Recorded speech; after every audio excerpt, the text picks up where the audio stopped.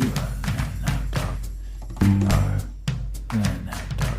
You are the man now, dog. You are the man now, dog. You are the man now, dog. You are the man now, dog. You are the man now, dog. You are the man now, dog. You are the man now, dog. You are the man now, dog. You are the man now, dog. You are the man now, dog. You are the man now, dog. You are the man now, dog. Hello, ladies and gentlemen, folks of all types, sizes, and ages. Welcome back to the Man Dog Pod. It's your conversation and improv podcast hosted by myself, Ryan Rosenberg, and my esteemed improv colleague, Dan Lippert. Hey, Dan, how we doing? I'm esteemed is what I am. I'm steamed up. You're steamed up and angry. You're feeling Steamed angry up. today.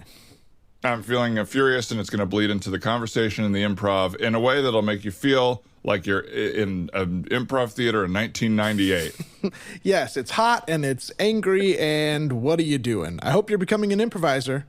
Anyways, as always, we have two wonderful guests here today, and I say let's just bring them right out so they can join the conversation. One of my bring him out. oldest buddies, and I remember him from an early class, kicking a cat, which is probably not the nicest welcome, James Mastraieni. Hey, yeah, that's true. That's Hey, buddy. true. So to emphasize, we should let the audience know that it was an improv class, an improv scene, but yes, a real cat. It was a real cat. That's right. You had found a cat on the street that was pestering you, and you figured to bring in your first prop of the day. I was like, let's see how this initiation goes. And our second guest, rightfully shaking his head at this horrible intro, Matt Newell. What's up, Matt? What's up? How you doing? I'm great. I just don't like James's treatment of cats. Yes. It's become his signature comedy move. Yeah, go into the well. You don't like it because it's not original. Everyone has a signature comedy move, right? That's right. Yeah, totally. Yeah. You Andrew, become the Andrew cat Dice bastard. Clay. That's right. Andrew Dice Clay hated women, and I kicked cats. That's my thing. That's my hook. But you still do the accent. You do the Dice accent and everything. Oh, Hey. Oh, Oh. kitty wanna as we're- fly. as we're almost reminiscing, Matt, you and I took our improv 401 class together. That's where I met you. That's right, yeah. With Joe Wengert. And I remember thinking you were insanely funny, and I was like, this guy's the one. I don't know what I meant by that. I guess I fell in love with you based on the way I'm talking. He's the Neo of improv. Yeah, maybe that's it. That class was so fun. I remember that was the first time I met you too, and the same thing. I think that was my second 401. I think it was your first one, right? It was, yeah. I failed my first one. It was such a fun class because, first of all, like Wenger was great, and then Womack was in that class too. Yeah. And it was such a crazy 401. It was the first class I had that was like all people who were like, or not all people, but there were people in it that were going to become like long-term friends and collaborators. Yeah. That was great. What a nice feeling. You it was a nice feeling. You were part of the I remember someone asked about you, and someone was like, "Well, did you go to UCLA or USC?" USC, yeah. USC. You're like, he's part of the USC. And I was like, whoa. That. He must And like be all good. these people yeah, I know. That's what I did. I was like, oh, that's cool. Whoa. But there's like a few people from that like knew each other, like from the USC we were improv world. Lucky because at some point before I had started there, that team had started doing long form, which most college teams did not do. And since we had like UCB access, we took workshops with like Jim Woods and Drefonso Marks and like all of the people, but Justin Michael and Jacob Reed were USC, Jacqueline Gabardi, Clay Larson, Oh, cool. all the good Devin Field later on. I'm so jealous of people who have access to improv in like like even like high schools have it and stuff, and they like just know improv now. Yeah. In my brain, you could really do like a 30 for 30 of like how our whole improv thing started, and it would be so much less interesting than those big sports documentaries. But there's enough lore now for me that it would be good for me to watch. I think it would be a 10-part documentary, like Save the it's not Save the Last Dance. Save the Last Dance. What's it called? Save Just the The last second half. one. The last Last dance. Dance. Yeah. We'll call it Yes, the Last Hand. Yes, the Last Dance. I do get weirdly. I am like, it has been long enough that I am now sentimental. Like where I'm like, I took an improv class with Matt 11 years ago. Totally. Or whatever. Oh man, yeah. And that's like crazy. And but the memory is recent enough to me. Like I remember that time of my life and that experience. Yeah, it is. It's weird how it does feel recent because it's still that. I feel like it's still that. I haven't left this. You know what I mean? Like you leave high school, and that memory has changed. There, you move to a different town, and that's a different. But it's still associated with LA, and I'm still in LA, so it feels like it's not a different time. Yeah, even though it is. And look, how do you guys? Oh, my bad. Go ahead, James. No, please. Well, I was just going to ask a quick question of how do you guys feel about nostalgia, just in general? Like, do you find it to be? I think it's about nostalgia all the time. I think it has elements of toxicity that can be, I don't know, like that I think can be regressive. Yes. I think there's like a place for it. Like getting nostalgic is a fun thing, and living in it is unhealthy. Yeah. You know, right? It's fun that's how I feel to look too. back, but you can't just live in the past. Man, it was so much better in a different time than now. It's not good, I think. Yeah.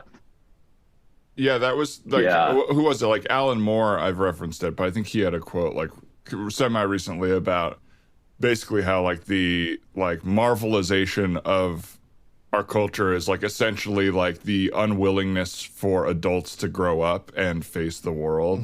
And so like we're constantly living in this fantasy life from when we were kids, instead of like, and it's like, well, we'll make the Marvel movies a little darker, but like we can't actually face art that is like dark or scary.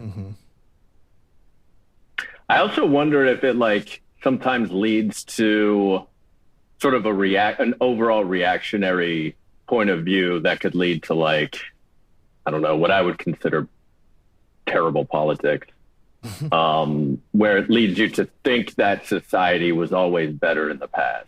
And so you just start voting that way all the time. That's, you know, you associate it with a different when you were younger and when you were totally happier or whatever it is. And so you associate that time period with, oh, that time period must be better because I felt better or I was, you know, and it's not the case.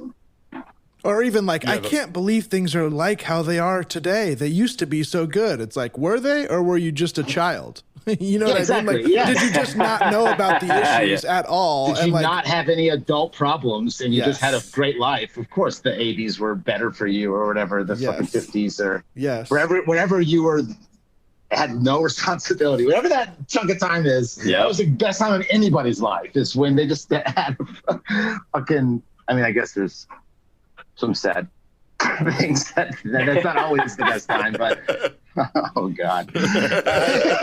What have I done?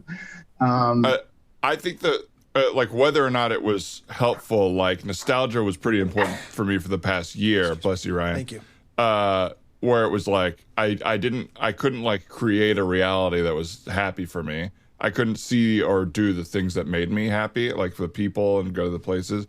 And so I leaned a lot on, I found myself like listening to a lot of music I listened to in like high school. Oh, cool. And like watching stuff that like was easy. Like we've talked about in the podcast, but like I have had a pretty positive association with Entourage because like Ryan and I would just like watch that instead of our writing meetings and just have like the easiest days and drive around and have a meal. It was like our distraction show. And so like I found myself going back to that for a little while. Yeah. I get that. That's comforting. Like we do that. I mean, totally. I don't know how many times we've watched The Office just in the background. It's just because it's like a comforting white noise. But yeah, I don't think that type of nostalgia is toxic. No. As long as you're not like, I wish every healthy. show was, Entourage is. Every show should be like Entourage. Or that was the pinnacle of TV area. Of time. Yeah, every show should be like Entourage. I was teaching a class one time. Speaking of Entourage, and in the middle of this class, it was an improv class. It was a level 1 years ago, and in the middle of this class, this dude who looks and after I tell this story, he looks and acts exactly as you would expect. He interrupts class, like holding his phone, and he was like, "I'm sorry, man, I gotta leave class." And I'm thinking like, oh my God, like this dude just probably got an emergency, like maybe something happened to a family member or something. He was like, my bro just got a last-second ticket to the Entourage movie premiere and is inviting me, and I gotta go see this. It's my favorite fucking show. And I was like, hey man, yeah, you paid $400 for the class. Do whatever the fuck you want. I don't give a shit. For better or worse, I don't care, man. You know? For better or worse. Yeah. Well, what time was it in the middle of the day? Or was it like a night? No, it was like a class that started at like 5 p.m. or something like that. It was like in the evening. Also, his friend on the other side, like, I want to know what. I got 2 tickets. I gotta text Kevin. You're telling me you're gonna go to your improv class? This is the goal, baby. An LA screening of Entourage. What do we move out here for? Not to take acting classes, to go to premieres. Yeah, totally. To be around famous people like they are in Entourage. Yeah. So funny. So many famous people show up to those premieres and test screenings. I know. Well, that would be great if it was like the test screening that they give you the thing for at the Americana. $75 or whatever it is. I've been to a few of those that were sort of lightly advertised to me as like premiere showings, and then you're like, oh, this is like a screening with I have to fill out a pamphlet afterwards, and it's like, this didn't feel exciting. This was a bad version of what this movie will become. You know? Yeah, I used to do those when I first moved to LA for like extra money. I would do those fucking things. It was, man. It is so weird how you can make money. You have done the dial one? Yeah, I've always been curious about the dial one. I don't remember what it was for. It was like 15 years ago. I did one of those dial ones for Undercover Boss. You remember that show on CBS? Oh, yeah. Yeah. Wow. Yeah. That's funny for a reality show, because it's like, in a TV show, it's like, which characters do the audiences dislike? For a reality show, it's like, you can't write a character out of that episode of Undercover Boss. Right. I got cut from Undercover Boss. But I work here. I'm the boss. The audience hated me. What the hell? Who's going to be me? You got to bring in another actor to be the boss. But this doesn't make any sense. They're not going to recognize them when I take the wig off. Undercover Boss is such a funny premise, and I should say I've never seen an episode of that show, but just the idea of like, all right, here's what we're going to do. One aspect of it is like, let's have our CEO go live in the shitty conditions that he like oversees and rules. And he's going to be a fucking snitch. Like it's almost like having a wire or something like, he's going to see every conversation that, you and your friends have talking shit about him. Like, right. That's so funny to me. Well, it's just such a funny thing of like try to sympathize with this horrible thing that you do to everybody. It's like, I wonder if the bosses realize how nice they're going to have to continue to be to everybody after the show's over. Like, you can't just do like the one thing for the TV thing and then be like, all right, you're still getting paid minimum wage and I don't care about your vacation. Like, no, you have to change now, I would assume. I don't know. Hey, do you think they changed? Do you think, because who's checking in on them? Who's like, do you know any? I mean, because I've never seen the show either. Is it one boss per episode, or is it a season of a boss? I think it's like one boss per episode, and they end up like working on the line, and then they like meet the people's family who, you know, it's like too immersive and like such a weird thing that the boss is that out of the loop in the first place. But yeah. You know, but then they're like, wow, I had dinner with, you know, Jerry's family, and I really see how hard they have it. So I really respect him now. They ate beans. Yeah. They ate beans out of the can. What? And like, yeah, well, we just had beans for her. Beans. And all right, guys. So, honey, thank you for setting an extra table, an extra spot at the table. So my new work friend is coming in. And you know, he's new to town, and I just thought it would be nice. We've kind of hit it off at work. I think it would be nice for him to get to know the family and everything. Oh, that's a nice offer. Yeah, I'm happy to do that. That's great. I'm glad you're making friends at work. That's really nice. And he just requested a straw because he doesn't want. He has a pretty big mustache, so I think he just doesn't want to get it too wet while he's eating and everything like that. Dad, you have to have one of your work friends over again? Hey, Nate. Come on, all right? You would want this if you were lonely in a new town, wouldn't you? Yeah, put the switch down for a second. Yeah. I'm going to switch him. I'm going to switch. Security check. I'm going to give him Security a check. Oh, hang on. Let me get the door. Hello. Hey, good evening. Hi, I'm head of security here to just do a quick check over of the place before you guys commence the dinner. Oh, honey, do you know about the security check? Yeah, this is Richard's security guy. I guess, you know, everybody has a different life. You know, not everybody is like me at Chipotle. You know, some people come from different backgrounds. So, yeah. Okay, well, nothing Son, do you mind putting your hands up against the wall? What? Let me just, I just got to make sure, everybody's unarmed. You know, you can say spread them. You don't have to do it for him. Yeah, you just asked me. You just spread them for me. Spread. Ma'am, I'm going to spread. Pat, spread. Pat, spread. All right. Okay, well, we're having chicken cacciatore for dinner. I hope you're Are you eating? I'm confused. Are you eating? Is it someone else? Oh no, ma'am. I would never eat on duty. I'm strictly just the head of security person. Okay. For Richard. Well, can we get you a water or something just while you're here? A Fresca, a Topo Chico? No. He'd kill me if I had a sip of water at all. I can't. No. Thank you, though. Thank you. Once my 16-hour shift is over, then I'll have some water. But until then, I'm good. He should be here momentarily. His town car is just around the corner. Town car? Wow, fancy. Yeah, you know, your dad met maybe a rich guy on the line at Chipotle. So how about that for your dad? So this rich guy works there? Yeah, he's the... I want to switch him, Dad. I want to give him a switch when he gets in here. Give me that switch. I know I bought you the switch, but I am starting to regret it. Wait, you didn't just find this? It's like a stick. It's a little stick. No, I got that switch, okay? Because I wanted you to have something to play with, and I'm trying to show off to the work guys. Honey, this spread looks great. Thank you. Well, we're very excited to have you in the house. Thank you for securing all of us, and why don't you let Richard know that we're ready whenever he is. This is all right. I will step outside now. I'll wait for him. Okay. This is so cool. Now, honey, you said he has a big mustache, larger than average? I don't know. You know me. I can't grow hair on my upper lip, so I'm rarely seeing. I will say this, Dad. That security guard looked like he was hiding a big mustache. He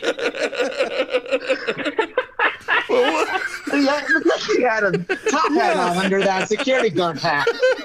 Right. He seemed very all business, but there was something about his attire and facial expression that I just couldn't put my finger on.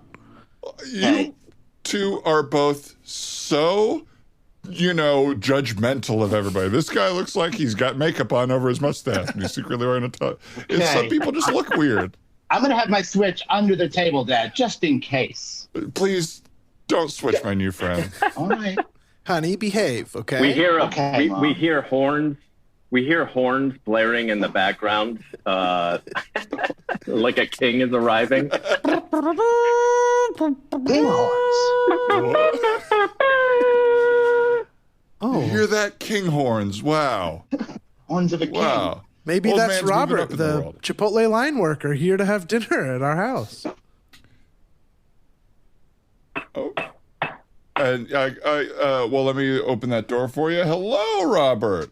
Or, Hey, yeah, that's you. is that the security guard? Oh, No. yes. Oh, Yes, hello. Hello there. Hey. Hello, Robert. Welcome to our home. Thank you. Thank you for having me to your lovely home. I so appreciate, I look forward to having this delicious meal with you guys. I'm very excited. What will we be having? Will it be some pheasant and lobster? Well, we're having chicken Some sort of- cacciatore. It's more of a, peasant Italian dish. Ah, interesting. Yes. Okay.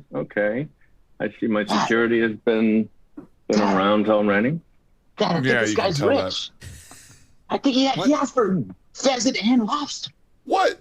Poor people can have high taste. That's what I'm saying. We need to class it up around this house. Son, all right? he can't be rich. All right. Look at his long mustache. I can barely see his lips. Oh, that's right. That's a modest Well, man's mustache. That's right. I love this wing of your home. What a lovely small wing to your house. This is. Is this guest house, perhaps? No, this is the place. This is the whole home you're in. Yeah, we don't have wings. It's I don't even know if you noticed, but it's actually an apartment. Yeah, so. Oh, I thought it was the entire building. Yes, of course. That makes sense. I also live in what did you call it again?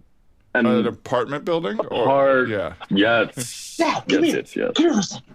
Dad, I swear I think this guy's rich. He didn't know the word apartment. He's stupid. That's why he has such Oh, he's just stupid. stupid. He's not rich. Yeah, so we have to be nice. What do we say about the stupid people at school?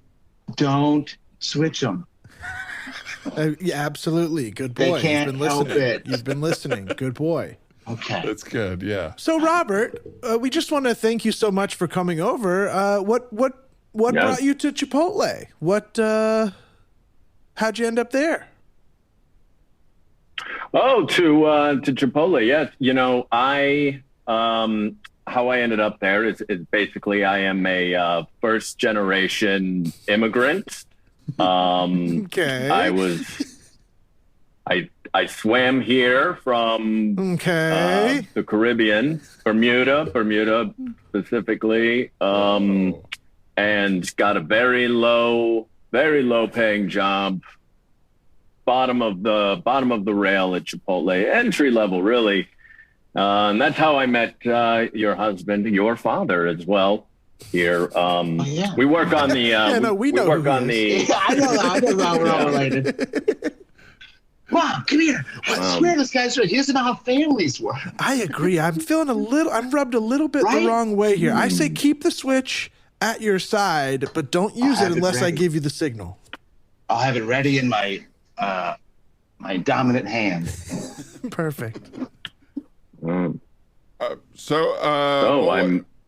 Oh, go ahead, Richard.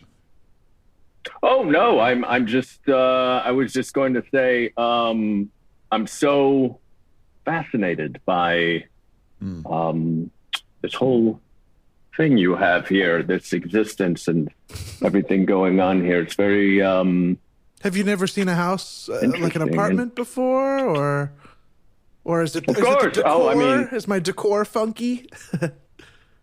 No. Oh no, it's great. It must be a thing where I guess maybe it's just I'm so poor that I couldn't possibly ever fathom something so elegant and You're sweating a lot, mister. I guess.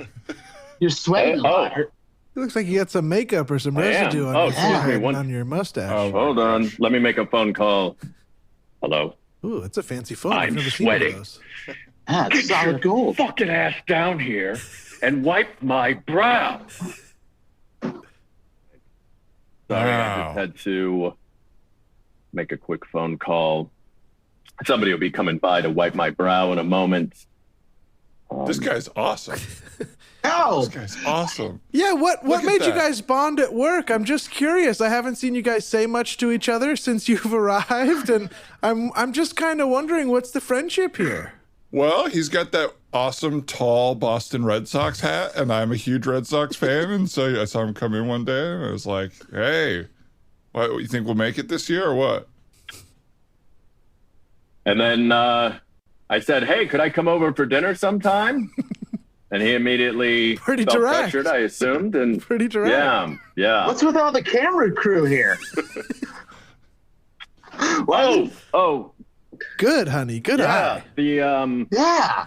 I didn't want to say it first, but somebody had to.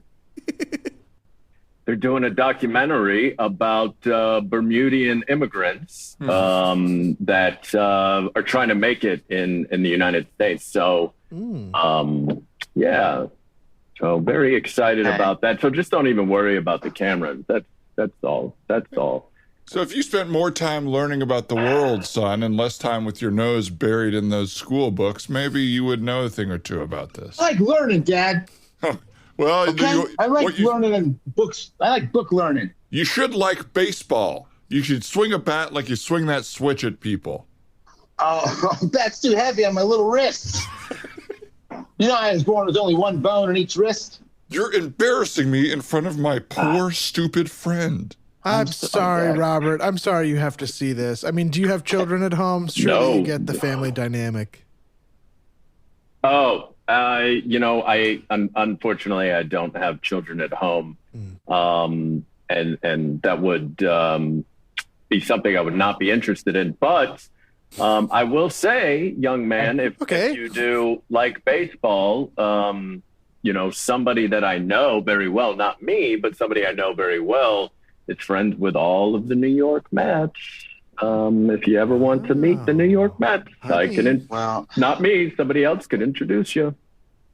Something to think about. Now, do you know the National Switch team? Do you know them? I'd love to meet Gary Olson. The National. Gary Olson's my favorite Switch player. It's a new sport on ESPN 10 where they just hit people with little sticks, and he's been watching it a lot lately. It's a spin-off of slat fighting that they have. We cut to that. We cut to that. Welcome back, everybody, to today's matchup. We have got a doozy for you. We have got the National Switch Championship today. Dan, how you doing?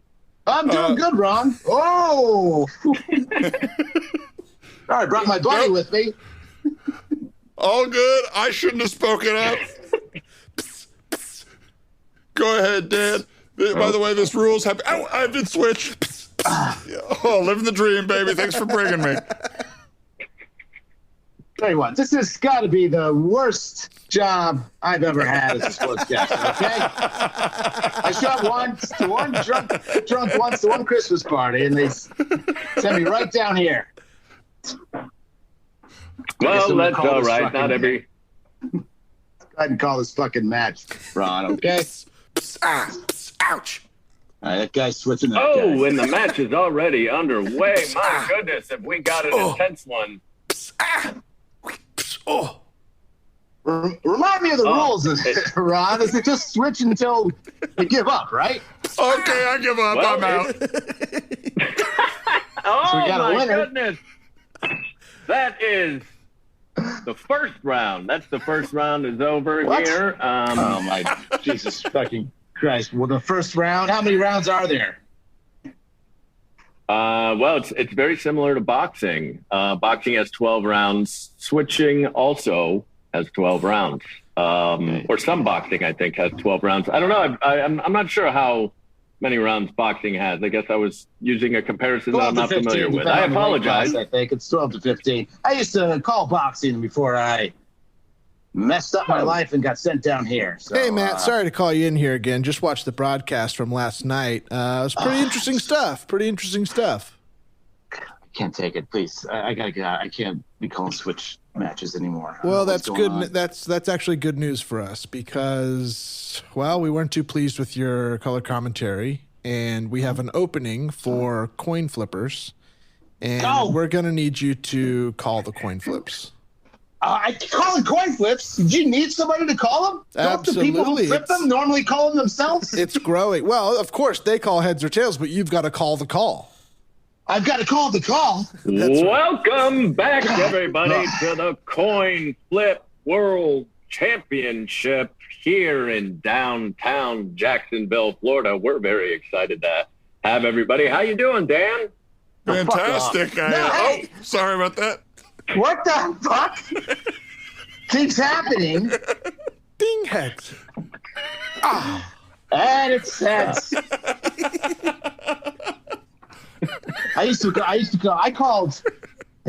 Holyfield matches. I called the Holyfield. He was there when he got his ear bit off. Okay? I got an ear spit on me. I was that close. Now look at me. I'm calling. Love hearing your stories, Dan. Love hearing your stories. Looks like that's the end of the first inning here of Coin Flip, the championship. That's right. That's right. Just like baseball, we have 9 innings. 9 innings. Right. Yeah. Sounds like you weren't too sure of any innings baseball. I guess we can go now. This coin is not regulation size. He juiced the coin. What? This guy juiced the quarter. Oh my goodness! It's a little bit of cork. Gentlemen. I just corked it. A little bit. You overcorked it. It's huge. This is interesting. This is finally getting interesting now. They're going. You know what? Who cares? No. Call it a draw. No, don't call it a draw. It's impossible to have a draw in a coin flipping contest. Draw's great. Actually, I'll just quit. Shake my hand. Let's get a drink. Sounds good. I quit my industry.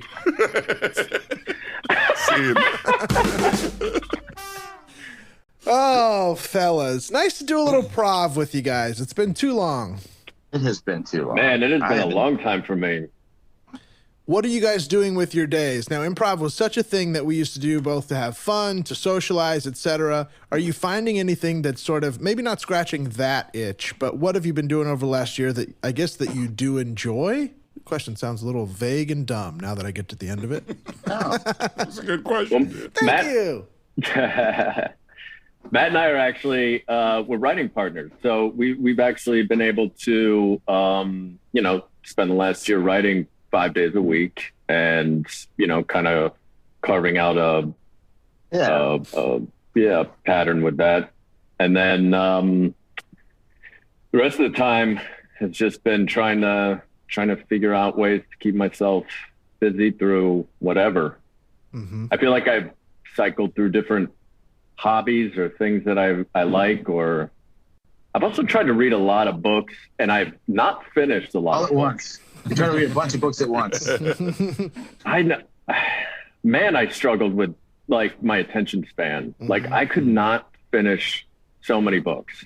Even if you found yourself really liking one. Totally. Yeah. Totally. It's crazy. I've been struggling with my attention span as well. I've been noticing I do a million things a day and almost none of them get finished. Yeah. Same. Are they fiction or nonfiction? You mostly. I struggle the most with fiction. Oh, interesting. You struggle with fiction? I feel like finishing them. Finishing them.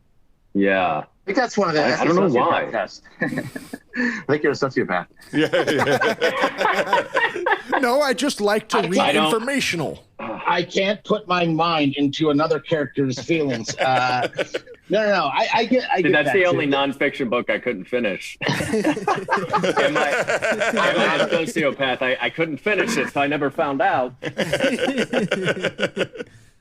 Mary found a list of books that are supposed to get you back into read. They're really quick. And she did. She read she took 3 off the list and it worked.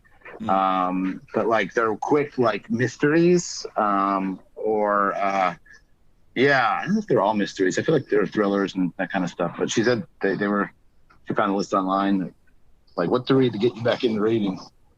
Because I struggle too. I have to a book has to grab me so early on for me to like stick with it. It's gotten worse. I think the thing for me is like I have to really be in a mood where I'm liking the feeling of reading.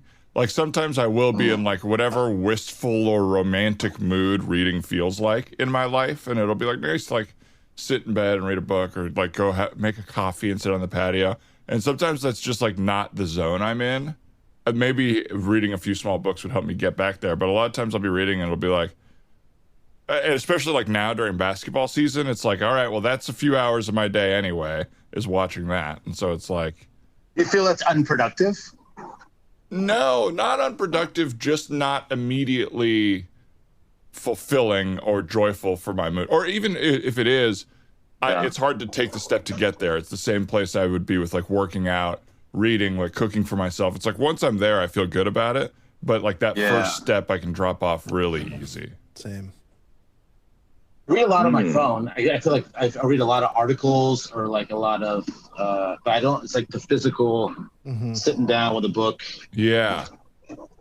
I tried to do this thing, speaking of like that wistful stuff from before and now this, in the new year, essentially, where I was like, I realized I wasn't caught up on any music. I didn't consume new things, and I didn't mindfully consume anything. Like everything I consumed was because it was in front of me on my phone, not because I chose to. So I like made an effort, and it worked for like a couple months, but I like subscribed to a few magazines, and like made an effort every day to like check the New York Times and to listen to an album that people had recommended in one way or another, that I like to like sit down and actually listen to it. And that did make me feel good when I was doing it. But all it takes is to get busy for a week for me, and everything goes away. Yeah. I totally had that thing like during the pandemic too, of like just burning through every piece of like available media that I hadn't seen yet, but it wasn't even stuff I was interested in or liked. I was just like, I need another one. It felt like burning a newspaper to stay warm. You know what I mean? Where it's just like, put another piece of shit in there. Oh, it didn't work. Need another one. Need another, you know, like. You got to burn books, man. Those burn longer. Yeah, that's right. That's right. Yeah, I get that though too. I mean, there was some stuff that I feel like, just like James, I like cycle through like hobbies. Like I did puzzles for a while. But any sort of, I stopped doing them so quickly afterwards too. Like once it was done, or we did a garden for a little bit, and then that was this dead, overgrown, and it's like right. But you built a whole backyard for yourselves for when you got married. Like that, I was really impressed with that. We had friends. Yes, we helped them, but we had two friends who asked us if they could do it. Oh, interesting. Cool. And we just paid for like they wanted practice, like building stuff and like landscaping, and because they moved to Vermont and opened a business, like a bed and breakfast with like, and they're building it all themselves right now. Wow. So like, they asked, they're like, hey, can we change your back? And we hadn't planned on getting married there until halfway through it, or when we saw how it was going to look. But yeah, that was cool. Although it was them who did. Like I feel like we helped and stuff, but they were just more lemonade every morning. Yeah, I was like, you guys want cocktails? You guys want cocktails? Yeah. I would just like bring cocktails out, micheladas and stuff, like hot weather stuff. And Matt, we can't work in the heat drunk, man. We just can't do that. Yeah, okay, all right, cool. I'll be inside. You guys want cocktails? I totally get where you're coming from too. Of like, even though they asked if they could do it, I would still feel like obligated to either help or feel guilty in some way of like they're doing this for me. Yeah, totally. And it was also part of it too. And Mary was more than me in this, but she wanted to be a part of it. And she's like, I want to paint some of it. I want to have painted some of our fence or some of our whatever. And I was like, oh yeah, we should paint a little bit. You know, that makes sense. But she was really out there, like, what can I do? What can I do in the morning? And I would, come out there a little later. Anything I can do? Bloody Marys? Are we doing Bloodies? Yeah, Bloody Marys. You guys want drinks? It's 5 p.m. It's not the morning anymore. Have you been drinking Bloody Marys all day long, watching us through the window? Sorry, I didn't know it was 5. I'll switch to martinis. Excuse me, gentlemen. Hey, how you doing? Hey, I see you guys. Sorry, I live in the neighborhood. I see you guys here every day working on this building here. You guys doing some construction, huh? Yeah. We got about a month left. Wow, that's cool. All right, let me get back to it. Yeah. Well, thanks. See you later. Yeah. Oh, for sure. Yeah, I just want, I live in the neighborhood, and I don't know you. You look like you work really hard, and I thought it'd be nice if I brought over some cocktails. Do you guys would you like some cocktails? Yeah, I wouldn't say no. Yeah. A nice beer or something. Yeah. Oh. No, I've got my bar cart in the car. Yeah, I mean maybe. Okay. I mean I think you just something like a nice cold brewski, something like that. I don't know what. No, give me 1 second here. Let me just pull it's a dangerous. It's careful. It's just a dangerous job site, so we don't want. Yeah. We don't know if we can have you no hard hat or anything. No kidding. You guys got cranes all over the damn place. Huh? Pretty crazy. We're building the West Coast the Statue of Liberty. Yeah. Yep. It's a big government project putting right on Alcatraz, where Alcatraz used to be. So yeah, that's great. You know what? How'd you get on this island anyway? You live on this island? Well, I said I live in the neighborhood. I guess technically I don't live in this particular neighborhood, but I do take an interest in laborers and. Is that your little bar boat? Yeah, your little bar boat over there. That's my little bar boat over there. Yeah. Well, cool. Yeah. Hey, fellas, you got time to lean, you got time to clean. Let's go here. All right, we are all ready. Well, no, I just couldn't think of a rhyme. I couldn't think of a rhyme. I feel like I'm working for Chili's right now. Yeah, what is this, Chili's? We didn't quit Chili's to become statue builders. To get the same Chili's treatment, did we, Ryan? No, not at all. Well, fellas, I know. I should have known when I called your reference and they refused to talk to me that something happened there. But look, I'm sorry, it's not clean, but you got time to walk, you got time to cock or something. Like, let's just... Hey! I recognize... You won me back over. I recognize pressure. I see the pressure you're going through right now as the contractor here, the head of this. Thank you. You sound like you need a tequila sunrise, my friend. You like tequila? I've got George Clooney's tequila right here. Orange juice and grenadine? It's pretty hot out. I think that would be kind of cloying and... No. Don't you try to get... Okay. I like to drink like the next guy, but I get a headache pretty easily if it's a sugary. Yeah. Is that a shaken drink, the tequila sunrise? I thought you just not normally. I've never seen it shaken. Usually it's all about the layers, sort of. Yeah, it looks like a sunrise. It's supposed to look like a sunrise. Oh yeah, this looks... It is not mixed up. This looks like a tequila. I don't even know what, like dirt mush here. It's just kind of a brown. Hey, I appreciate it. We can't even really have alcohol on here. Yeah, we get in trouble. It's a union thing. Well, it's a safety thing. Yeah, that's right. Unions at everywhere. It was a union thing at Chili's. At Chili's, it was union. Chili's, yeah, we couldn't drink because of the Chili's union. Got you. Okay, hey, that's fair. Alcohol, laws, all that stuff, really, really important stuff. Do you guys smoke weed? Well, not if my wife's around. I can't say it. Okay. Then for I'm going to answer for both of them and say not right now. Okay. Okay, so this is like Chili's. So this is just like Chili's? A weed cart? Is that a gravity bomb? Wait, we need a bathtub for that. It sure is.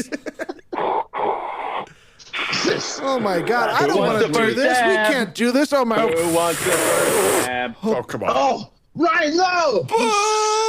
Oh, it works. Dude, fellas. Oh no. We are a little behind on time here. All right. We gotta get this lady's arm up. Oh no, this guy's an anxiety stone. Uh-oh. Do we even, I mean, really, do we need her to hold the torch? The one in New York already does that. What if she's holding a leash? That way the hand can be pointed down. A leash. She's walking a dog and the dog's underwater. Yeah. Sir, do you see what you've done? Do you see what you've done? These guys are dehydrated. It is unseasonably hot here, and now they are high as a kite. I was just trying to help out some laborers. I was just trying to release a little bit of tension. I apologize. This is not. Ooh. Thanks, but no thanks. All right, let's take a lunch. Let's take an hour. All right, and try to sober up a little. Okay. Yeah. Yeah. Okay. I'm not gonna rock on.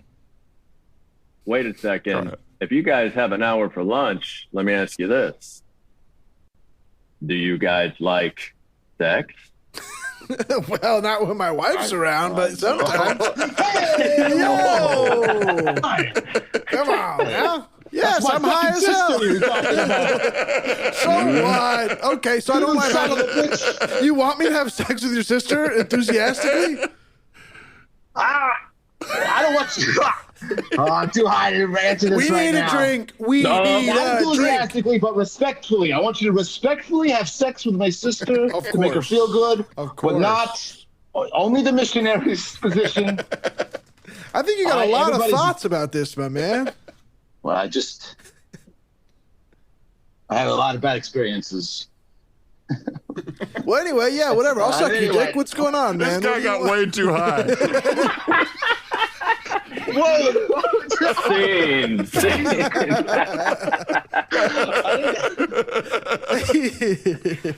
Oh man. I couldn't think of if someone was like, think of the hardest conversation to have if you were too high.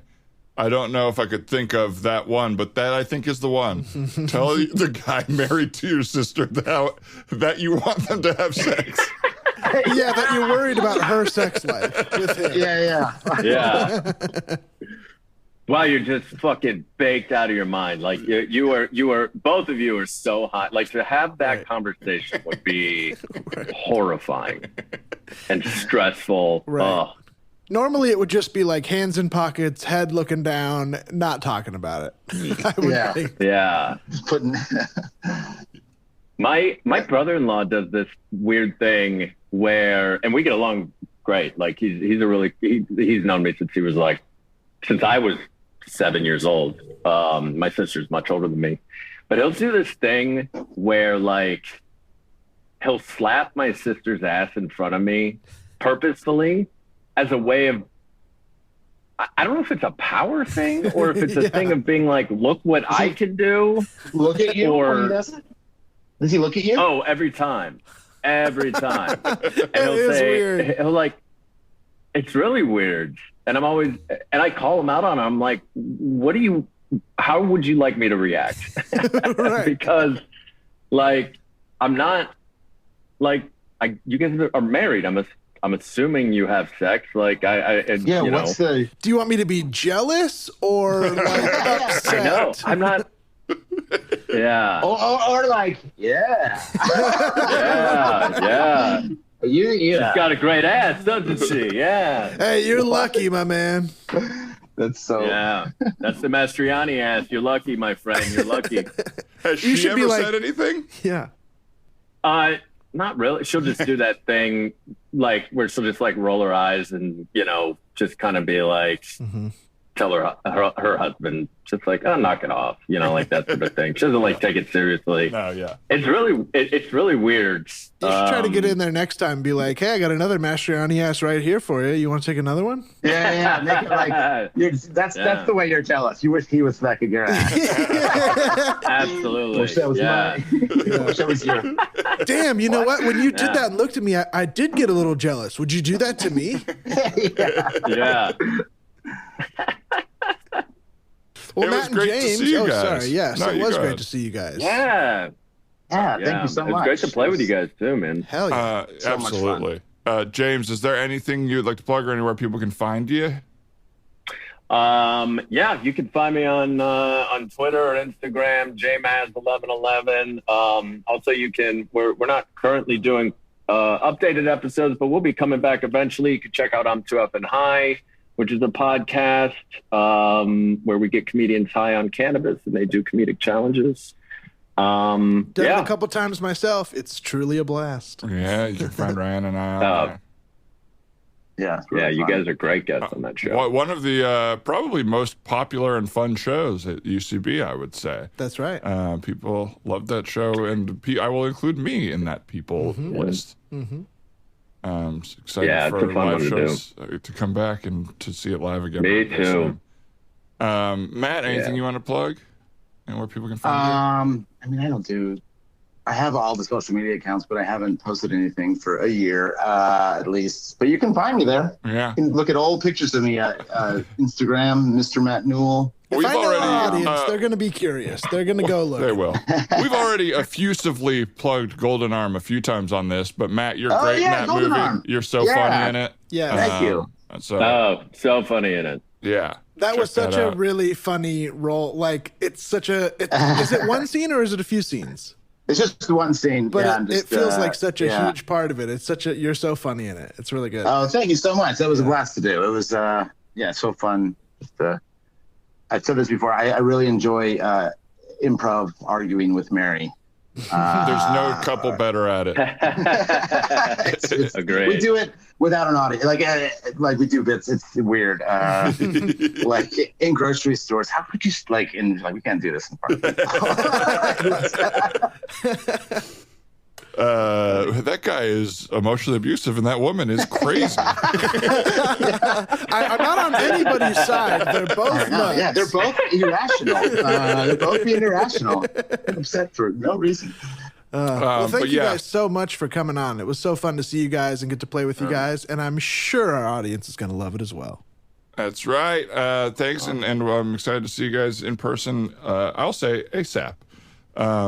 But thanks to everyone for listening. Patreon.com/YourTheManNowDog for, like I said, video of this episode, extended versions of all our episodes, and other extra content. Ryan and I do little conversations and two-man improv episodes that are only available on the Patreon. So check that out. And thanks again, Matt and James.